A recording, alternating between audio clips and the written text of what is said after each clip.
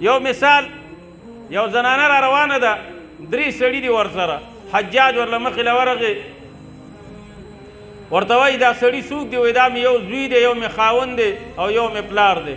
وایي ته یوه ښځه او 3 سړي دي در سره، یو ترې نه ځان له غوره کړه چې تا سره یي او دا 2 ترې نه وجنمه. یوه ښځې سره 3 سړي په کار نه دي چې لاړ شي. بادشاه داسې و. ښځې چې ځان سره سوچ وکړه نو ورته ویل چې دا پلار راله مه وجنه.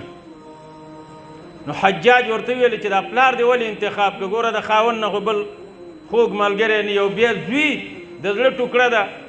نو ښځې ورته ویلې که خاوند راله مړ کړي الله به بل خاوند راکړي، او که زوی راله مړ کړي الله به بل زوی راله راکړي، او که پلار راله مړ کړي نو بل پلار به یې نشته دی.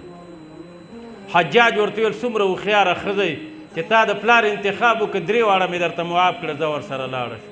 نو موږ ته به اساتذه کرامو فرمایل چې د پلار په وجه باندې او د پلار د مینې او د محبت په وجه باندې الله دې د دنیا عذاب نه بچ کوي او د آخرت د عذاب نه دې بچ کوي.